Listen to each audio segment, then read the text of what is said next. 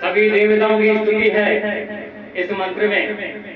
इस मंत्र को हमने अनिश्चित कालीन के लिए एक बार छेड़ दिया था, अकाल पड़ा था, एक बार बारिश नहीं हो रही थी, तो बीच चौराहे में हमने लिख के बोर्ड लगा दिया था अनिश्चित कालीन के लिए कि वर्षा जब तक नहीं होगी अनिश्चित कालीन के लिए इस मंत्र का जाप करते रहेंगे। और हम वहां पर कुंडली मार करके बैठ गए ऐसे हारमोनियम लेकर। हमारा साथ देने के लिए हमारे आस पड़ोस के सभी भक्त आ गए और जितने भी सेवा भाव के लोग थे, भक्ति भाव के लोग थे, कोई फल देकर के जा रहा है। और ये भी हमने कह दिया था अन्य धर्म नहीं करेंगे तब तक जब तक बारिश की बूंदें नहीं पड़ेंगी। तो भक्ति भावना लेकर के बहुत लोग आ रहे थे, कोई दूध लेकर आ रहा है, कोई फल लेकर के आ रहा है, कोई मिष्ठान लेकर के आ रहा है, ढेर लगे वहां पर। दूसरा दिन हुआ दोपहर का टाइम, अपराह्न लगभग 2-2:30 बजे के टाइम में एक बदलिया उठी, थोड़ी सी पिपलिया की तरफ से दक्षिण साइड से छोटी सी बदली थी और वो गड़गड़ाती हुई बिजली चमकते हुए इसमें हमारी तरफ चली आएगी। हमने पता नहीं क्या बात है भाई, कैसे ये बिजली की चकाचौंध हो रही। 5 मिनट नहीं लगे थे हमारे डेरा पे आके, जहाँ हमने ये मंत्रोच्चारण करने का दिया बनाया था, जल ही जल वहां पर जल सैलाब चलने लगी, वहां से नाले बहने लगे। प्रभु की कृपा होगी। लोग कह रहे थे कपेश्वरी बैठे हैं यहाँ, तो भाई जो लोग नास्तिक थे वो बड़ी मजाक बना रहे थे। हमें भी इस बात का दुख लग रहा था कि हम जो सच्ची ईमानदारी से भक्ति भावना के साथ सभी की भले के लिए हम बैठे थे, कोई अपना स्वार्थ नहीं था। लेकिन जो आदमी निस्वार्थ भाव से पूजा करता है, निस्वार्थ भाव से जल चढ़ाता है एक लोटा, निस्वार्थ भाव से कथा में आता है, कोई मांग नहीं करता है, उसकी मांगे सभी पूर्ण होती है। वो सच्चे दरबार की। तो कभी भी कहीं भी प्रसाद चढ़ाने जाओ, कहीं भी कथा में जाओ, कहीं भी सत्संग में जाओ, तो किसी चीज को मांगने के उद्देश्य से मत जाओ।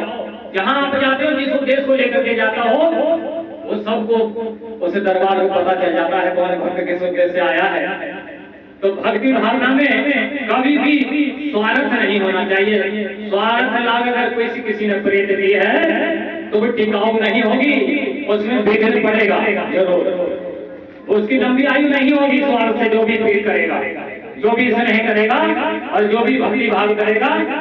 तो उसी दिन हमने परमात्मा की शक्ति को जांच लिया था कि प्रभु में आज लोग नास्तिक होते जा रहे हैं और हमारे बीच में हमारे सनातनी ईश्वर से विमुख करा रहे हैं लोगों को, तरह तरह के सत्संग खोल करके परमात्मा के प्रति घृणा उत्पन्न कर रहे हैं। भगवान शिव राम की पूजा करने से मना कर रहे हैं।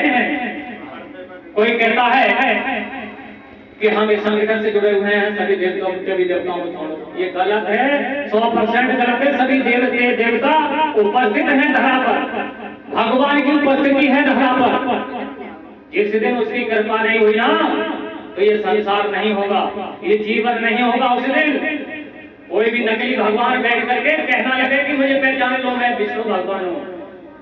अगर भगवान होगा तो कर्तव्य दिखाएगा। भगवान ने आते ही धरा पर अपने लीला दिखाई थी और लोगों को एहसास कराया था, चमत्कार दिखाया था। ऐसे नैन मूंद करके किसी पर विश्वास करना और अपने इष्ट देव को, इसने परमात्मा को कभी भी भूल मत जाना। ईश्वर की उपासना, ईश्वर में लगे, ईश्वर भक्ति किसी के भी कहने से छोड़ना नहीं है। किसी भी सत्संग में जाओ, अच्छी बातें कहने का नहीं, किसी भी सत्संग में जाओ, लेकिन ईश्वर से विमुख किसी के कहने पर नहीं होना है। जो पूजा पद्धति हमारी चली आई इतिहास से, उसे बरकरार रखना है। अच्छी संगत ज्वाइन करो, लेकिन वहां से गुण लेकर के आओ। अब गुण वहीं छोड़ाओ, सच्चे दरबार की। आइए कथा को आगे बढ़ाते हैं एक भजन के माध्यम से, उसके बाद फिर कथा। और बीच बीच हमारे बीच में जितने भी भक्त बैठे हैं उनकी भी मनसा ली जाएगी। इस प्रकार का कार्यक्रम आगे चलना चाहिए। ईश्वर चर्चा में कर्मों के ऊपर टिप्पणी भी होना बहुत जरूरी है। अगर कर्म सही नहीं है, कर्मों से गिरा हुआ है व्यक्ति, मन पवित्र नहीं है, मन में गंदगी है, गलत विचार है, किसी को सताने के विचार है, किसी का नुकसान करने के विचार है, तो भी ईश्वर भक्ति सत्संग ज्वाइन करना के पात्र नहीं बन पाएंगे प्रभु के यहाँ। कैसे होते हैं साथ? ये कर्मों का आकलन हम कैसे करेंगे? सबसे पहले तो यहाँ पर जितने भी भक्त बैठे हैं, किसी से कोई गलत काम तो नहीं हुआ है? हाथ उठा के सभी लोग समर्थन बताएं। किसी से कोई गलती तो नहीं हुई है? अगर गलती हुई है तो परमात्मा के सामने हाथ उठाकर हम कह सकते हैं कि हमसे गलती, हम गलती के पात्र हैं। जिन जिन लोगों ने गलती ना की है उनको हाथ उठाना है।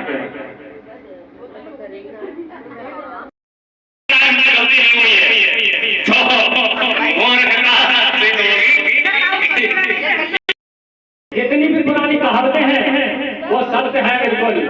काग कलियुग में कौवा मोती खाएंगे और हंस जो है दाना बनवा इधर चुप चुप के अपना भोजन करेंगे। तो कोई आ गए यहाँ पर चापलूसी करने वाले, इधर उधर गलत काम करने वाले बड़े सुखी नसीब होते हैं, उनको उनका समय अच्छा कट रहा है। लेकिन भक्ति भावना वाले बेचारे थोड़े तंग रहते हैं। ये तो है खैर कलियुग में। भक्त वाले जो भक्ति भावना वाले व्यक्ति हैं उनको ज्यादा सुख का एहसास नहीं होता। लेकिन ये जो उनका रास्ता है ये बड़ा मजबूत है, आगे तक रहेगा ये। उनको आगे तक लंबी आयु और हर जगह पर उनका सम्मान होगा। उनको समाज में सम्मानित व्यक्ति की तरह से परखा जाएगा। तो इसलिए कर्मों का विशेष ध्यान रखना है। हमसे गलती तो होती रहती, कोई बात नहीं है, गलती हो लेकिन महसूस करना चाहिए हमसे गलती हो रही है। इसलिए अपने कर्मों पर विशेष ध्यान रखें। सबसे पहले भगवान ने कहा है कि मैंने जितने भी जीव जंतु बनाए, जितने भी प्राणी बनाए हैं, वो अपने प्राणों के समान में समझो। किसी को भी अपनी जिंदगी से ऐसा नहीं प्यार नहीं होता है कि अपना स्वाद बनाने के लिए किसी प्राणी को तुम हत्या कर दो। प्रभु ने अनेकों तरीका के व्यंजन बनाए हैं, फल फ्रूट बनाए, सब्जियां बनाई, अन्न बनाए हैं बहुत सारे, लेकिन उनको छोड़ करके अपनी जुबान का स्वाद बनाने के लिए लोग हत्या करते हैं प्राणियों की, जो भगवान की नीति के विरुद्ध है। और पर ईश्वर कृपा नहीं करते हैं कभी भी। और जब भगवान कृपा नहीं करते हैं तो 35 करोड़ देवता की कृपा नहीं हो सकती उस व्यक्ति पर। जहाँ पर कृपा प्रभु की होई, तहाँ पर कृपा करे सब कोई। अरे प्रभु की नीतियों के अनुसार चलोगे तो प्रभु की कृपा होगी, और कृपा